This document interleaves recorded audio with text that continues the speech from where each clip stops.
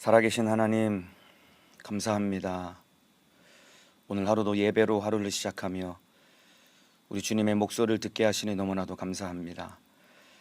자격 없는 죄인을 살려주신 주님 은혜 감사하며 오늘 하루도 승리하게 하시고 오늘 예배 가운데 은혜 받는 시간 되게 도와주옵소서. 자격 없는 죄인을 우리 주님이 세우셨으니 성령의 지혜와 지식으로 사용하여 주옵소서. 일하실 주님을 기대하오며 예수님의 이름으로 기도하옵나이다. 아멘.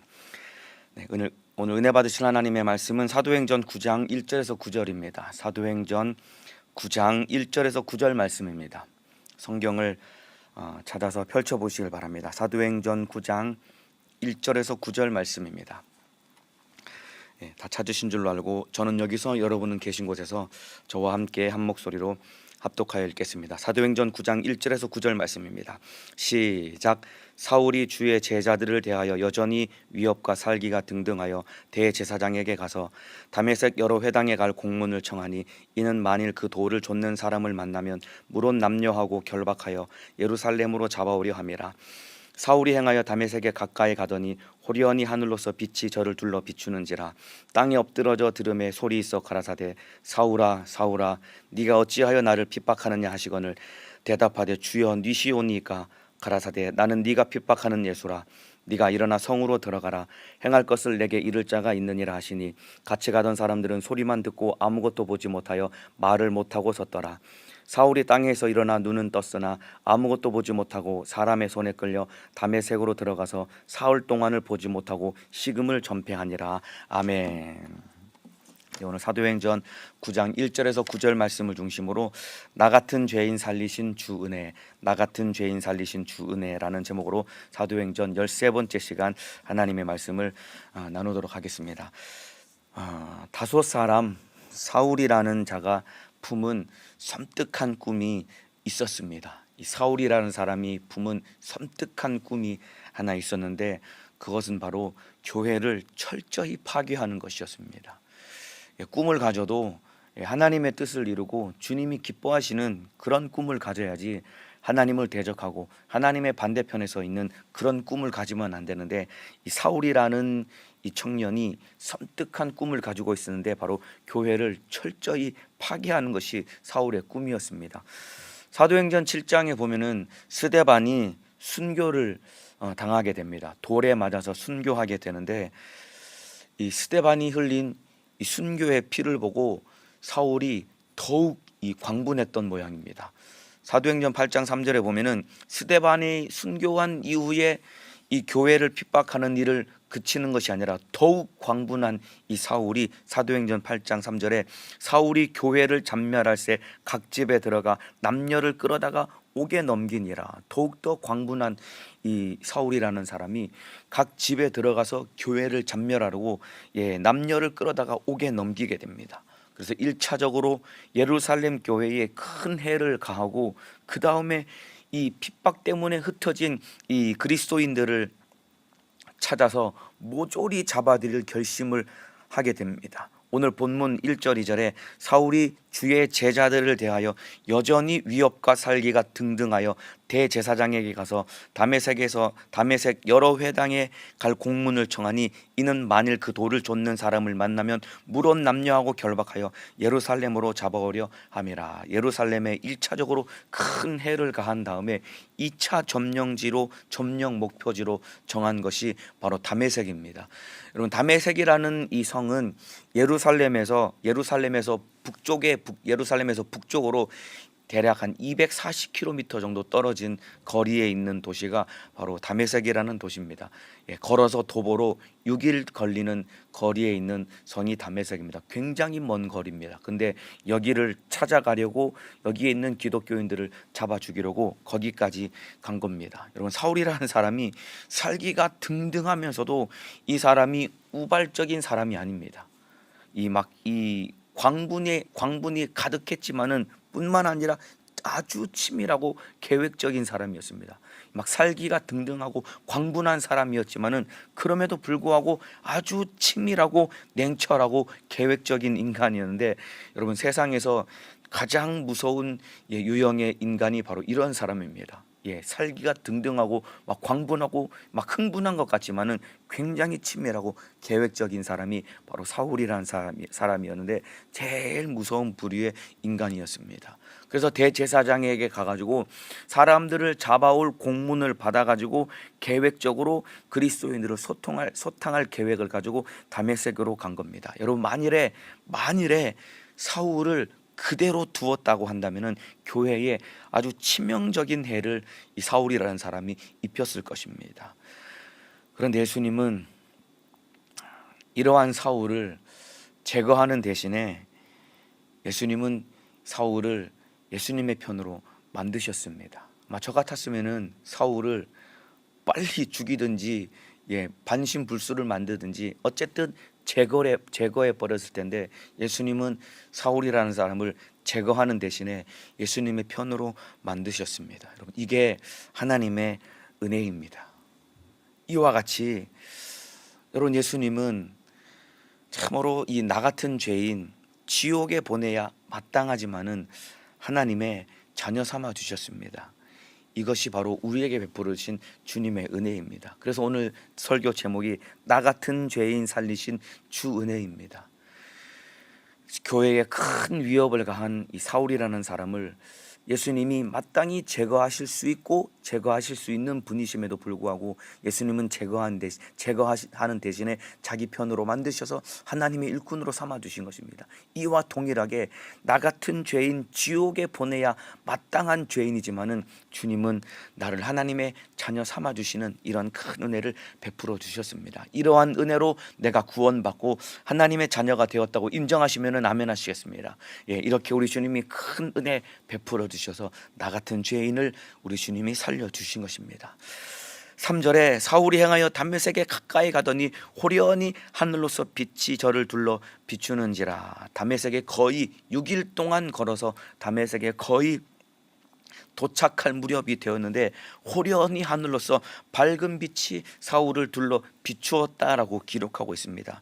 여러분, 여기서 이 밝은 빛이 비춘 시간이 언제냐면은 사도행전 22장 6절에 사울이 이 사건을 다시 한번 간증하듯이 얘기한 이 사도행전 22장 6절에 보면은 가장 밝은 이 정오 시간, 그러니까 우리 시간으로 낮 12시에 이 빛이 비추었다라고 기록하고 있습니다. 여러분, 낮 12시면은 하루 중에 가장 밝은 때 아닙니까? 이미 밝은 태양빛이 확 내리쬐고 있는데 그 태양빛보다 더 밝은 빛이 내리쬐었는데 바로 그 빛이 복음의 광채인 것입니다.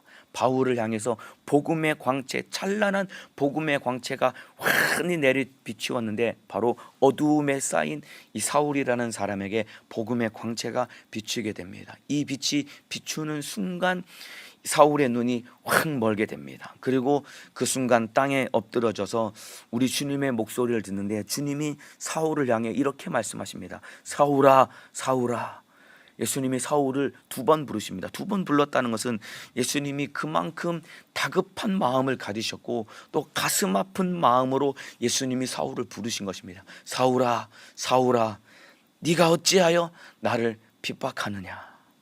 여러분, 이 듣는 사울의 심장이 막 터질 듯한 주님의 목소리가 사울의 귀에 들리게 됩니다. 사울아, 사울아, 네가 어찌하여 나를 핍박하느냐. 두 눈이 멀어서 땅에 엎드러진 이 사울이 눈에 보이진 않지만은 이 참으로 많은 물소리와 같은 주님의 목소리 앞에 사울이 묻는 질문이 주여 뉘시니까? 주여 뉘시니까? 처음 듣는 예수님의 목소리 앞에 주님 누구십니까? 라고 사울이 묻습니다. 이때 예수님이 뭐라고 말씀하시냐면은 나는 네가 핍박하는 예수라. 이 한 말씀 앞에 사울이 와르르 무너지게 됩니다. 그토록 살기가 등등하고 교회를 무너뜨리려고 했던 그 완악하고 강팍했던 사울의 마음이 와르르 무너지게 됩니다. 아마 너무나도 큰 충격이었기 때문에 사울은 눈이 멀어서 앞을 보지도 못하고 사흘 동안 식음을 전폐하며 아무것도 먹지 못하는 그러한 지경에 이르게 됩니다. 예수님께서 사울이라는 사람을 여러분 만나 주신 것입니다. 다메섹에서 사울이 회심하는 사건이 일어나게 된 겁니다. 여러분, 사울이 예수님을 만난 이 사건은 교회 역사의 중요한 분수령이 됩니다. 바로 이방인의 사도로서 예수님이 직접 사울을 만나 주신 것입니다. 천사를 통해 예수님이 사울을 만나 주신 것도 아니고 제자들을 통해서 이 사울의 귀에 복음을 들려주게 하셔서 사울을 이방인의 사도로 불러주신 것이 아니라 예수님이 직접 그 사울을 찾아가서 만나 주신 것입니다. 여러분, 예수님이 사울을 만나 주신 이유는 왜 사울을 만나 주셨냐면은 예수님이 사울이라는 사람을 만세전부터 택하셨기 때문에 사울이라는 사람을 만나 주신 것입니다. 사울이 가지고 있는 훌륭한 이력 때문에, 그리고 그가 가진 아주 훌륭한 성품 때문에 사울을 만나 주신 것이 아닙니다. 만세전부터 예수님은 사울을 택하셨기 때문에 사울을 만나 주신 것입니다. 가말리엘의 문화생이어서 많이 배웠기 때문에 사울을 만나 주신 것도 아니요, 베냐민 진파 출신이요, 바리새인으로서 율법으로 흠이 없는 자요, 로마 시민권자를 가졌기 때문에 그런 사울의 이력 때문에 예수님이 사울을 만나 주신 것이 아니라 만세전부터 예수님이 사울을 택하셨기 때문에 사울을 만나 주셨는데, 여러분, 이와 똑같이 오늘 예배 드리고 있는 저와 여러분도 우리 주님이 우리를 찾아오셔서 만나 주셨는데, 그 이유는 무엇이냐면은 이미 우리가 태어나기 이전부터, 만세전부터 저와 여러분을 기억하셔서 우리를 택하셔서 우리를 만나 주셨기 때문에 오늘 이 시간에 우리가 이렇게 주님께 예배할 수 있는 은혜를 입게 된 것입니다. 이 사실 믿고 인정하시면은 아멘 하시겠습니다. 여러분, 만세전부터 우리 주님이 우리를 기억하여 주신 것입니다. 내 이름을 우리 주님이 기억하셨고 만세전부터 택하셨기 때문에 우리 주님이 우리를 불러주신 것입니다. 아무개야 너는 이리로 오너라.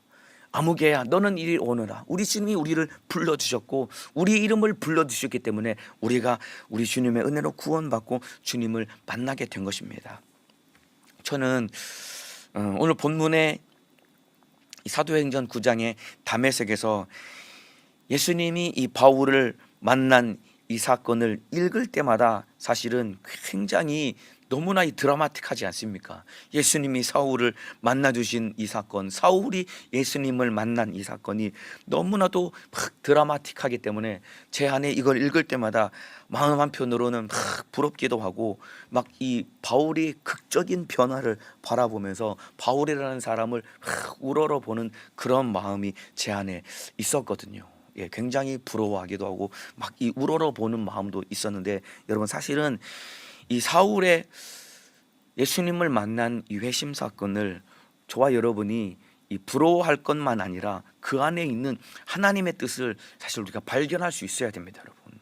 하나님이 어떠한 분이신지를 우리가 알고 깊이 하나님을 알고 깨닫고 만나야 됩니다. 변화된 사울을 바라보고 이 사건이 너무나도 드라마틱하구나, 변화된 바울이라는 사람이 너무나도 훌륭하고 위대하구나 하고 부러워할 것이 아니라 바울을 변화시키신 하나님이 어떠한 분이신지를 우리가 바로 알고 바로 깨닫고 그 하나님을 우리가 인격적으로 만나고 우리도 그 하나님의 뜻대로 살아갈 수 있는 사람이 되어야 되는데, 여러분, 사울이라는 사람이 변화된 이 회심 사건을 통해서 하나님이 어떠한 분이신지를 우리가 바로 알아야 되는데, 여러분, 하나님이 이 사울의 회심 사건을 통해 하나님이 우리에게 말씀하시고자 하는 하나님의 뜻 두 가지가 있습니다. 첫 번째가 뭐냐면은 하나님이 어떠한 분이신지를 알려주시는 그 첫 번째가 무엇이냐면은, 여러분, 바울을 만나주시고 택하시고 변화시키신 하나님은 어떠한 분이시냐면은,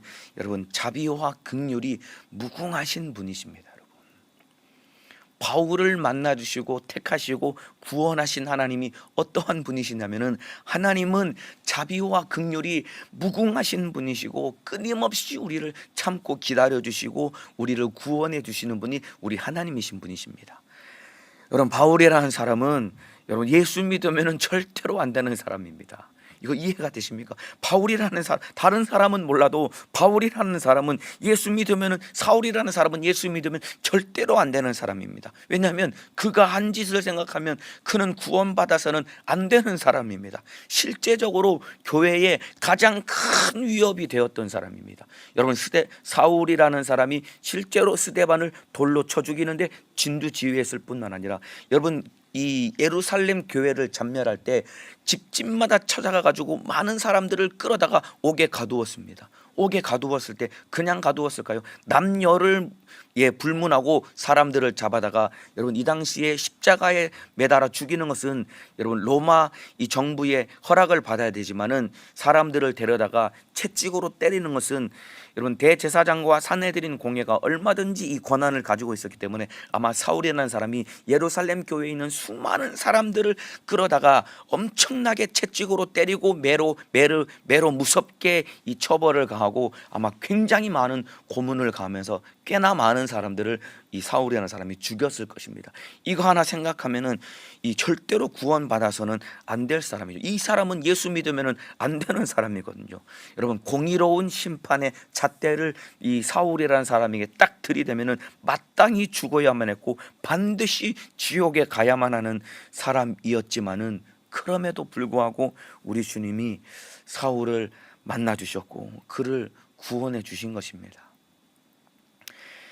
예레미야 3장 22절에 이런 말씀이 있습니다. 여호와의 자비와 긍휼이 무궁하심으로 우리가 진멸되지 아니함이니이다.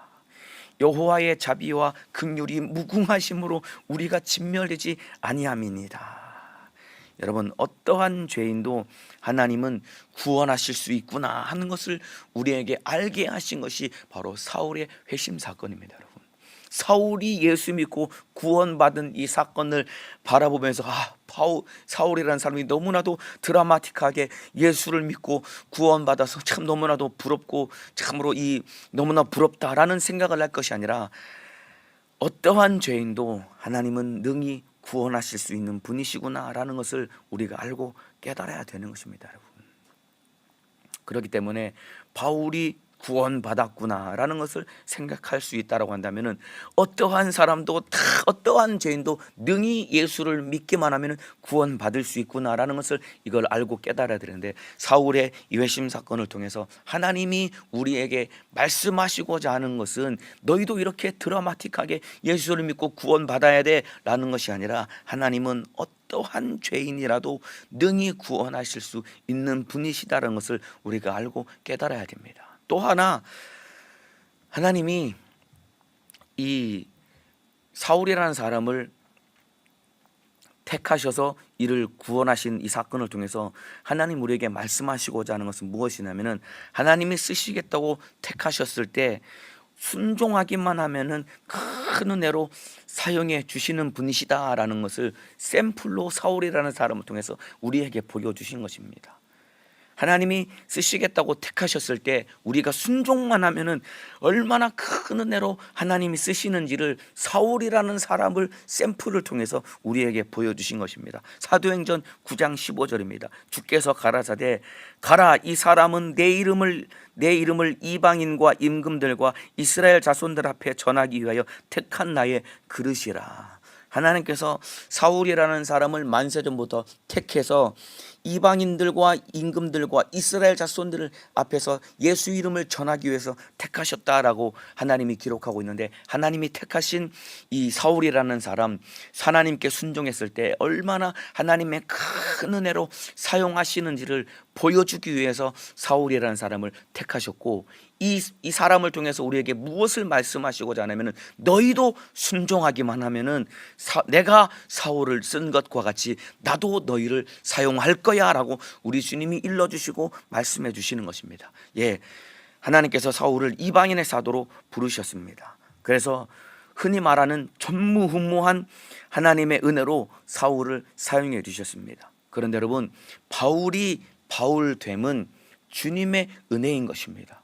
바울이 훌륭하기 때문에 바울이 능력 있게 전무후무하게 사용당한 게 아닙니다. 여러분, 바울의 바울됨은 하나님의 은혜로 사용당한 겁니다. 그래서 여러분, 바울이라는 사람이 대단한 것이 아니라 바울을 쓰시는 주님이 대단한 것입니다. 이 사실 인정하시면 아멘 하시겠습니다. 바울이라는 사람은 그저 은혜 베풀어 주시는 주님 앞에 순종했기 때문에 바울이라는 사람이 사용당해서 이렇게 큰 은혜로 사용당한 것 뿐인 것이지, 바울이 위대해서 사용당한 것이 아니라, 바울이 대단한 것이 아니라 바울을 쓰시는 우리 주님이 대단한 것입니다. 여러분, 그렇기 때문에 이 바울을 바라보면 정말로 위대하다 하면서 이 우러러볼 필요도 없고, 그리고 상대적으로 바울은 그런데 나는 왜 이럴까라고 열등감을 가질 필요가 없는 것입니다. 더 큰 주님의 은혜를 구하기 위해서 우리도 무릎 꿇고 기도하며 주님 앞에 순종하기만 하면은 바울을 사용하신 주님이 우리 안에 계시기 때문에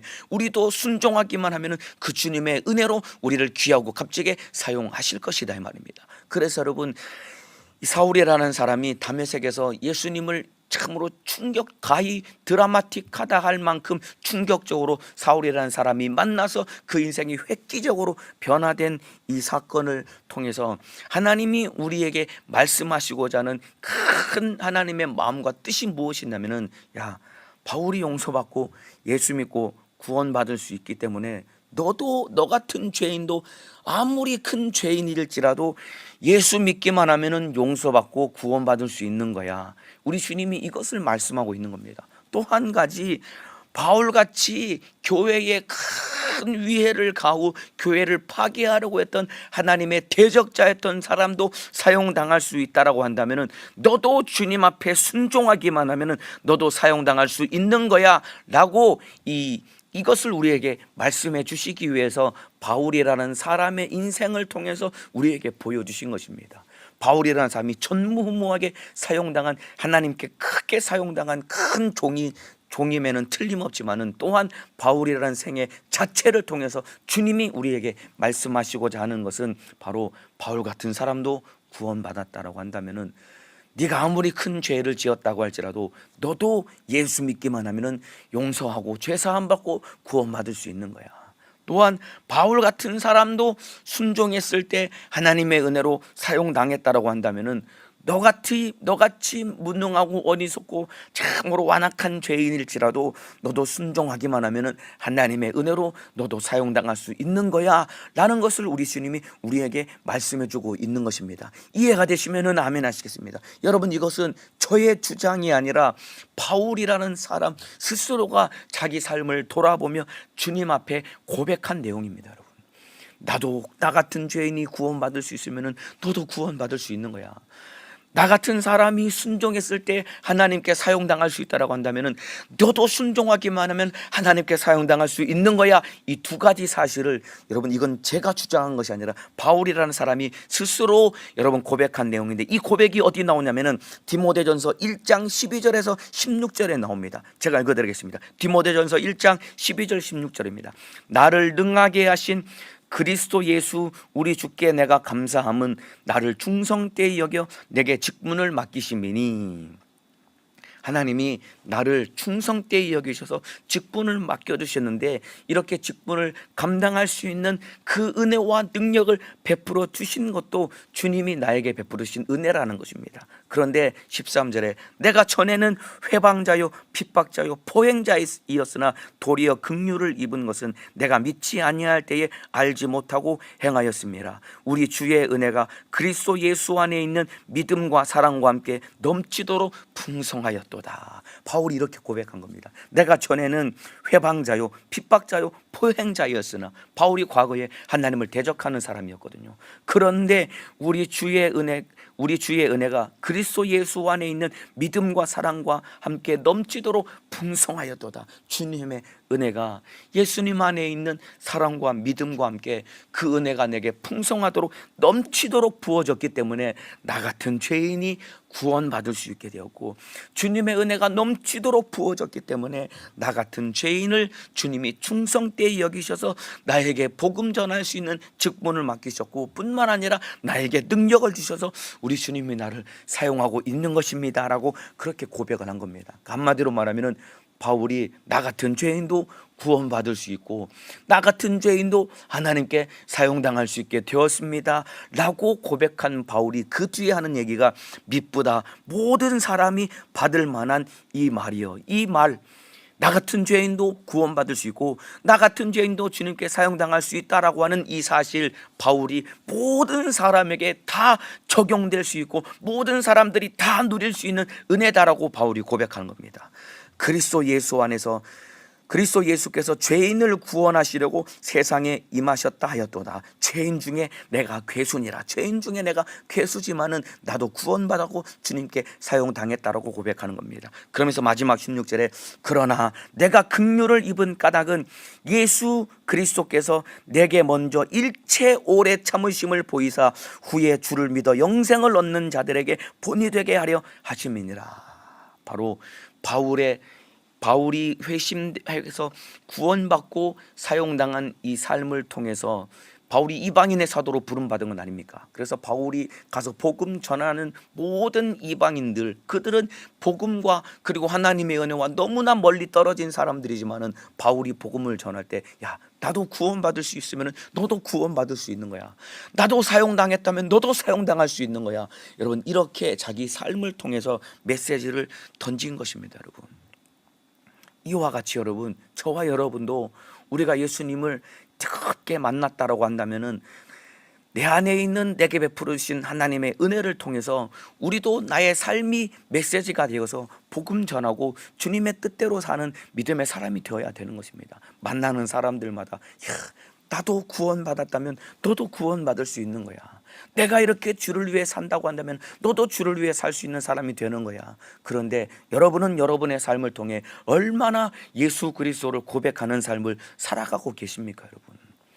내 삶을 통해 전혀 예수가 보이지 않고 내 신앙생활을 통해 전혀 예수 그리스도의 참으로 닮은 모습이 보이지 않는다라고 한다면은 우리 진짜 돌이켜서 우리도 무릎 꿇고 예수님을 깊이 인격적으로 만나고 주님 앞에 사용당하는 믿음의 사람이 되어야 될 것입니다. 여러분, 사도행전 9장 이전에 사울이라는 사람과 그리고 사도행전 9장 이후에 바울이라는 사울이라는 사람은 여러분 인생이 획기적으로 완전히 변화되었습니다.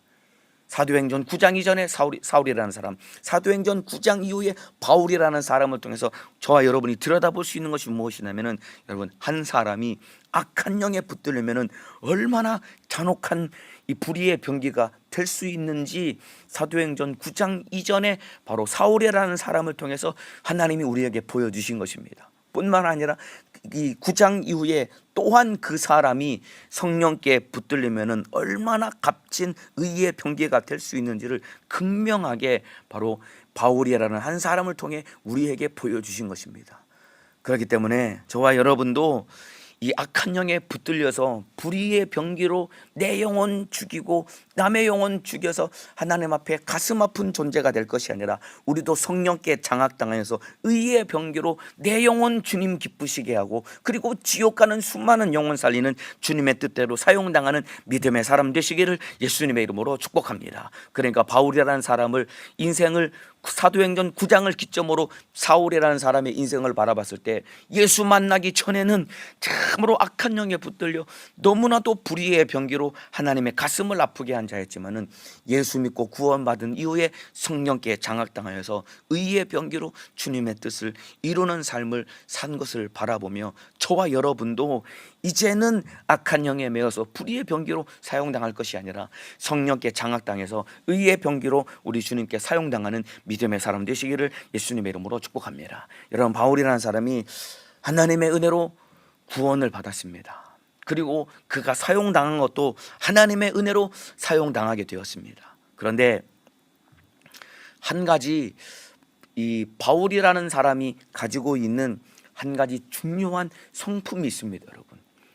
물론 바울이 하나님의 은혜로 구원받았고 하나님의 은혜로 사용당했는데 그 안에 그가 가지고 있던 중요한 한 가지 성품이 있는데 그것이 무엇이냐면은 이 바울이라는 사람은 한 번 일을 시작하면은 이 끝장을 보는 사람이었거든요. 한 번 일을 시작하면은 끝장을 보는 사람입니다. 그러니까 오늘 설교 서두에 말씀드린 것처럼 이 사람이 꿈을 한 가지 가졌는데 교회를 철저히 파괴하는 것이 이 사람이 가지고 있는 꿈이었습니다. 왜냐하면 자기가 믿고 있던 유대교와 정반대되는 사람이 바로 예수라는 인물이었고 예수를 추종하는 사람들, 그가 믿던 유대교 안에서는 도무지 용납할 수 없는 사람이었기 때문에 스데반을 돌로 쳐 죽이는 것에 그친 것이 아니라 예루살렘에 있는 모든 교회를 다 참멸하려고 했고 거기서 그친 것이 아니라 다메섹을 시작으로 해서 각 도시마다 이 사울이라는 사람은 다 찾아가 가지고 전부 다 죽이려고 하는, 쉽게 말하면 말하면은 교회를 전멸하는 일에 끝장을 보려고 했던 사람이 사울이라는 사람이었습니다. 그러니까 이 사람이 가지고 있는 한 가지 중요한 성품은 일을 시작하면은 끝까지 끝장을 보려고 하는 사람이 사울이라는 사람이었는데, 여러분 너무나도 놀랍게도 이 사람이, 사울이라는 사람이 예수 믿고 바뀌니까 그런 이 불의의 병기로 사용당했던 무서운 이 악한 기질과 성품이 의의 병기로서 하나님의 큰 뜻을 이루는 일에 값지게 사용당하는 사람이 되었습니다. 사도행전 9장 16절에 보면은 그가 내 이름을 위하여 해를 얼마나 받아야 할 것을 내가 그에게 보이리라 하시니. 여러분, 아나니아를 통해서 사울에게 안수할 때 우리 예수님께서 그가 내 이름을 위해서 얼마나 큰 해를 받아야 될 것을 내가 그에게 보일 것이야 라고 말씀하신 것은, 여러분 예수님이 바울을 부를 때부터 바울이 앞으로 예수님을 따라갈 때 얼마나 큰 해를 받고 고난 당할 것인지를 시작할 때부터 예수님이 보여주셨거든요. 그러면은 웬만한 사람 같으면은 이렇게 힘들고 어려우면은 뒤로 물러서거나 주저앉거나 좌절하거나 아니면은 저 이거 안 하겠습니다 라고 돌아설 법도 한데, 시작부터 알았지만은 바울은 끝까지 순종함으로 자기에게 맡겨주신 이방인들에게 복음 전하는 사명을 순종함으로 이 사명을 이루었습니다. 그러니까 이 사람은 끝까지 일을 한번 시작하면 끝장을 보는 그런 사람이었습니다. 저와 여러분도 우리 안에 반드시 가져야 될 중요한 성품 중에 하나는 하나님의 뜻대로 사는 일에 끝까지 순종할 수 있는 사람이 되어야 됩니다. 예, 하나님의 일은 하나님의 은혜로 하는 것이 맞습니다. 그러나 하나님의 은혜로 하는 그 일에 우리가 순종할 수 있어야 됩니다. 여러분, 언제까지 순종해야 되느냐? 하나님의 일을 완수할 때까지, 끝까지 견디는 자는 구원을 얻을 것이라고 예수님이 말씀하신 것처럼 저와 여러분도 주님의 은혜로 살고 주님의 은혜로 우리가 사용당하는데 끝까지 순종할 수 있는 사람이 되어야 되는데, 여러분 한 번 시작해서 끝장을 보신 분이 누구시냐면은 바로 우리 하나님입니다. 여러분, 한 번 뜻을 정해서 끝까지 그 뜻을 굽히지 않고 끝까지 그 일을 이루신 분이 누구시냐면은 바로 우리 하나님입니다. 여러분, 아담이 선악과를 먹고 범죄한 이후에 그 이전부터 하나님은 예수 그리스도를 예비하셨고, 우리를 구원할 뜻을 정하신 하나님은 그 오랜 세월 동안 인간들이 끊임없이 하나님을 도전하고 대적하고 하나님의 가슴을 아프게 했지만은, 하나님은 그 아들을 십자가에 매달아 죽이기까지 인류 구원이라는 뜻을 기어이 끝까지 이루셨다 이 말입니다. 그래서 저와 여러분이 구원을 받은 겁니다. 한 번 일을 시작해서 끝장을 보신 분이 바로 하나님이신데, 여러분 바로 이것이 성경에서 말하는 어떠한 성품이냐면은 바로 온유함이라는 성품입니다. 온유함. 여러분, 이 온유함이라는 것은 원래 하나님이 가지셨고 그리고 우리에게 부여해 주신 성품인데, 우리가 범죄하고 타락해서 우리가 원래 가져야 될 온유함이라는 이 성품이 많이 타락하고 깨어지고 부서졌기 때문에, 이 온유함이라는 성품은 흔히 받고 쉽게 말하면은 성실함과 책임감이 한마디로 말하면은 온유함이라는 성품입니다.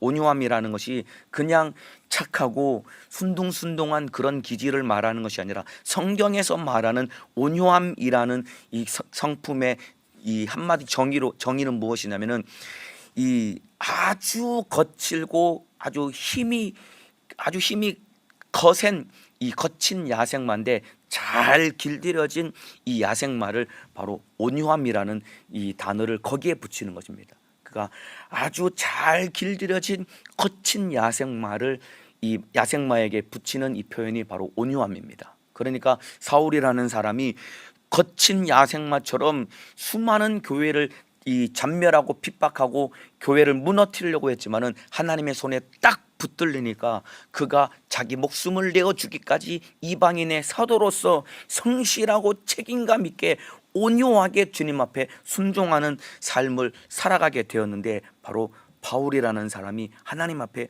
온유한 사람이었습니다. 여러분, 쉽게 말하면 아주 성실하고 책임감이 강한 사람이었습니다. 여러분, 성실하고 책임감이 강하다는 것은 사회적으로도 아주 가치 있게 여기는 덕목입니다. 여러분, 세상에서도 성공을 위해서 꼭 필요한 것입니다. 성실하고 책임감이 없으면 아무리 똑똑하고 아무리 잘났을지라도 절대로 세상에서 성공할 수 없고 세상에서도 가치 있는 덕목인 것입니다. 그렇다면 주의 일에는 이것이 더욱 필요한 것입니다. 여러분, 하나님 앞에 온유한 사람이 되어야 됩니다. 한번 일을 시작하면 끝장을 볼 줄 아는 그런 온유한 사람이 되어야 됩니다. 하나님이 가지고 계셨던 성품이었고, 그리고 우리 인간에게 부여해 주신 성품이 바로 온유함, 바꿔 말하면 성실하고 책임감을 가진 사람이 되어야 되는데, 여러분은 하나님 앞에 얼마나 온유한 사람입니까? 얼마나 성실하고 책임감을 가지고 나에게 맡겨주신 일을 할 수 있는 사람입니까? 여러분, 신앙생활이 열정도 없고 무기력해져 있는 나, 하나님의 은혜로 구원받았으면서도 주를 위해 사는 일에 아무런 열정도 없고 신앙생활이 무기력해져 있는 나,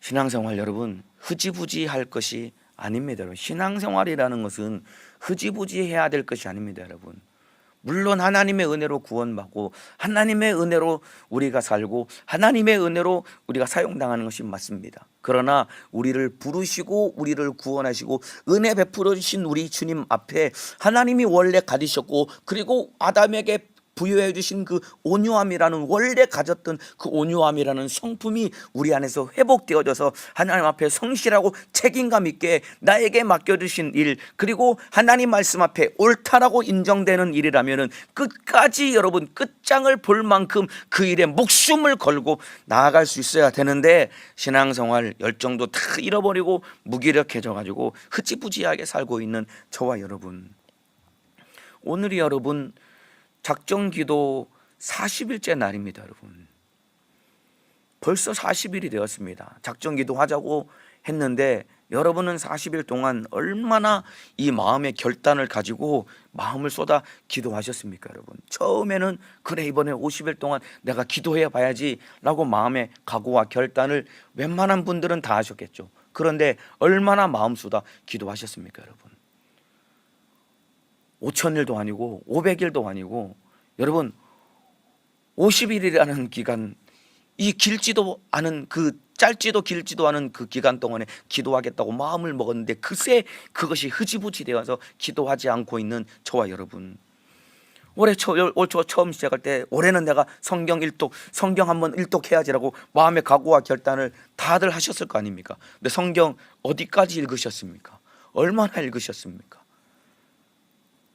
이런 것들이 다 흐지부지하기 때문에 여러분, 하나님은 저와 여러분이 하나님의 은혜로 우리를 부르셨고 하나님의 은혜로 우리를 구원하셨고 하나님의 은혜로 우리를 사용하시기를 원하신다 이 말입니다. 우리의 신분이 과거에는 마귀 사단 귀신의 이 사단의 자식, 지옥의 자식, 멸망의 자식이었던 우리를 하나님의 자녀로 우리를 거듭나 우리를 하나님의 자녀 삼아 주셨다 이 말입니다. 바꿔 말하면은 우리는 천국을 유업으로 물려받고 상속받을 하나님 나라의 왕자다 이 말입니다. 그러면은 하나님 나라를 상속받을 하나님의 자녀답게, 바꿔 말하면은 왕자답게 살아가야 되는데, 그러면은 그 변화된 신분에 걸맞는 참으로 온유한 사람이 되어서 성실하고 책임감 있게 주님의 앞에 내가 마땅한 삶을 살아가야 되는데 흐지부지하게 살아가고 무기력하게 살아가고 있는 저와 여러분 어떡합니까? 여러분,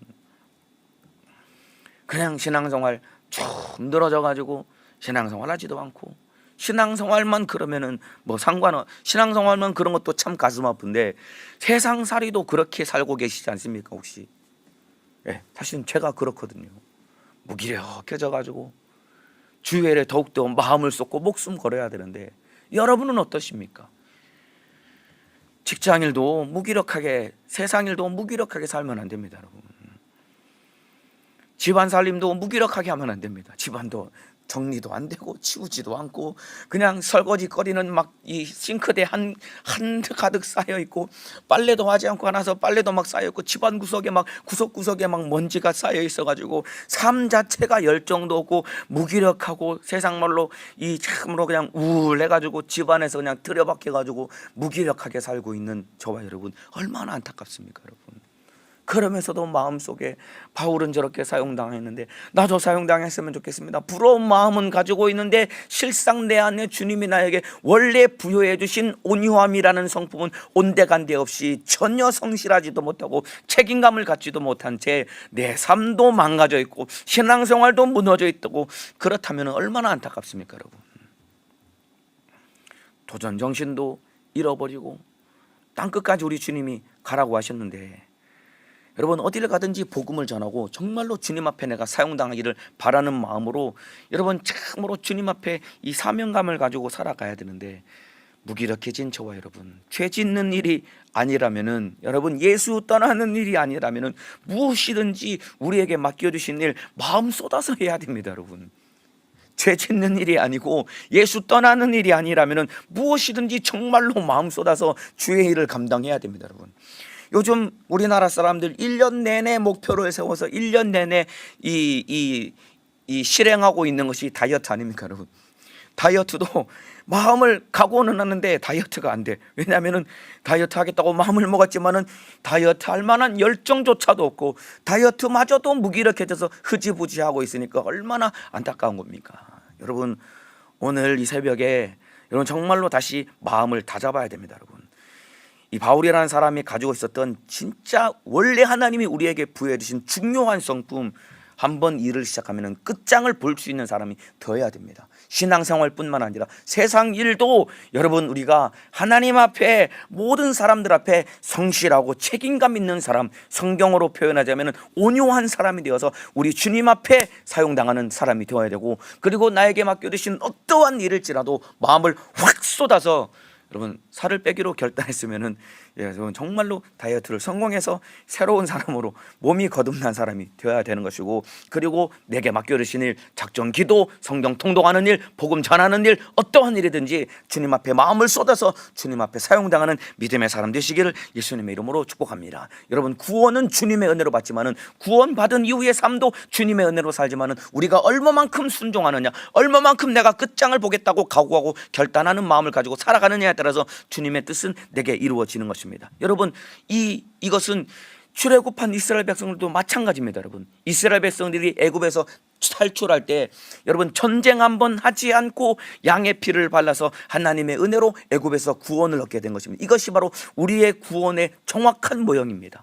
전쟁 한번 하지 않고 양의 피를 문설주와 임방에 발라서 하나님의 은혜로 거저 애굽에서 탈출했지만은, 그러나 여러분 가나안 땅을 정복할 때는, 가나안 정복은 이스라엘 백성들이 직접 가나안 땅을 밟아야 됐고 직접 전쟁을 통해서 이스라엘 가나안 땅을 차지하도록 하나님이 그렇게 그들에게 허락하신 것이다 이 말입니다. 그러니까 순종하고 전쟁한 만큼, 땅을 밟은 만큼 자기 땅으로 소유하게 된 것과 똑같이 구원받은 우리, 하나님 앞에 순종하는 만큼 우리가 사용당하고 내 지경은 넓어지게 될 것입니다. 오늘 하루 온유한 사람이 되어서 잘 길들여진 거친 야생마와 같이 하나님 앞에 온유한 사람이 되어서 원래 우리 주님이 우리에게 부여해 주신 이런 은혜와 능력들, 주님의 은혜로 무지한 순종함으로 사용당해서 주님의 뜻을 이루는 믿음의 사람 되시기를 예수님의 이름으로 축복합니다. 바울과 우리는 다른 사람이 아닙니다. 똑같은 사람입니다. 똑같은 은혜를 베풀어 주셨습니다. 이제 온유한 사람 되어서 주님께 사용당하시기를 예수님의 이름으로 축복합니다. 기도하겠습니다.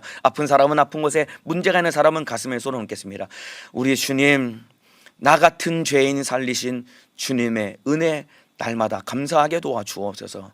주님의 은혜로 구원받고 주님의 은혜로 산다라고 한다면은 주님의 은혜 앞에 우리가 순종하는 사람이 되어서 바울과 같이 내게 맡겨두신 일 끝장을 볼 수 있는 사람이 되게 도와주시되, 이것은 바울이 가진 특별한 성품이 아니라 원래 하나님이 가지고 계셨던 온유함이고, 그리고 우리에게 부여해 주셨던 온유함인데, 우리가 범죄하고 타락해서 이 온유함이라는 성품, 하나님 앞에 성실하고 책임감 있게 살아야 될 이 성품을 얼마나 많이 잃어버렸는지 모릅니다. 이것이 회복되게 도와주셔서 주님 앞에 우리도 순종하게 도와주셔서 책임감을 가지고, 그리고 성실한 마음을 가지고 온유한 사람이 되어서 주님께 사용당하게 도와주옵소서. 내 이름으로 귀신을 쫓아내라, 병을 고치라 명령하신 예수님의 이름으로 명하노니, 주님의 은혜로 구원받았음에도 불구하고 참으로 성실하지 못하게 만들고 책임감 있게 살지 못하게 만들고 온유하지 못하게 만들어서 하나님께 사용당하지 못하게 만들고 병들게 만들고 저주받게 만들고 지옥으로 끌고 가려고 붙어있는 못된 원수야, 예수님의 이름으로 명하노니 떠나갈지어다. 예수님의 이름으로 명하노니 원이 떠나갈지어다,